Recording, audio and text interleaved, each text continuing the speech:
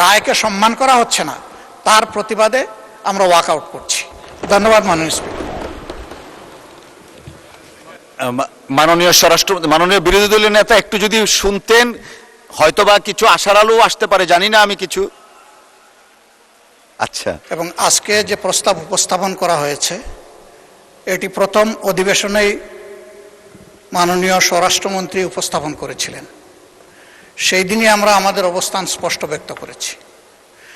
এরপরে এটা সঠিক যে কয়েক দফায় মাননীয় চিফ হুইপ স্বরাষ্ট্রমন্ত্রী মহোদয় আমাদের সাথে যোগাযোগ করেছেন, বসেছেন। আমরা আমাদের অবস্থান স্পষ্ট করেছি। আমরা কখনো বলি নাই যে আমরা নাম দেব সদস্যদের। আমরা কনসেপচুয়ালি এটাকে অ্যাকসেপ্ট করি নাই। আমরা বলেছি আমরা জাতির কাছে ওয়াদাবদ্ধ, যেমন ওয়াদাবদ্ধ ছিল বর্তমান সরকারি দল।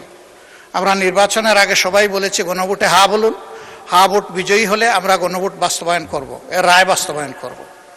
এবং এরই প্রেক্ষিতে আমরা দুইটা শপথ নিয়েছি, একটা সংসদ সদস্য হিসাবে আর একটা সংস্কার পরিষদের সদস্য হিসাবে। আমাদের দুইটা শপথই আমরা মনে করি বিদ্যমান আছে।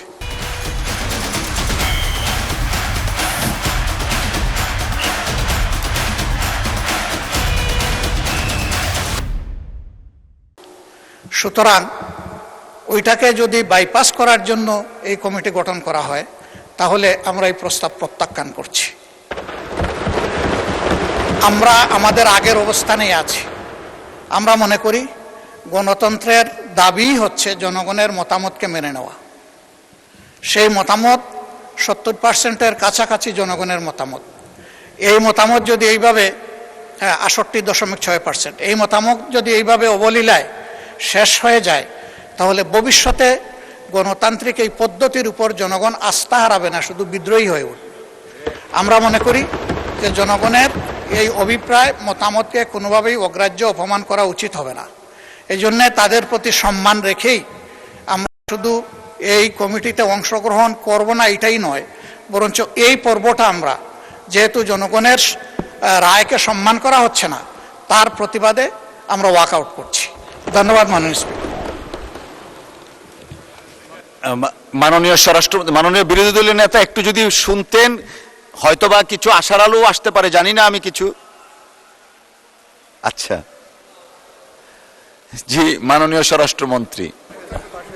মাননীয় স্পিকার, আপনাকে ধন্যবাদ। ফর রেকর্ড, মাননীয় বিরোধী দলীয় নেতা ওয়াকআউট করছেন যে পয়েন্টে, সেটা তাদের বিবেচনায় সঠিক হতে পারে। তবে বাংলাদেশের মানুষ, গণ অভ্যুত্থান পরবর্তীতে বাংলাদেশের মানুষের প্রত্যাশা, আমরা পঞ্চদশ সংশোধনী বাতিল করতে চাই।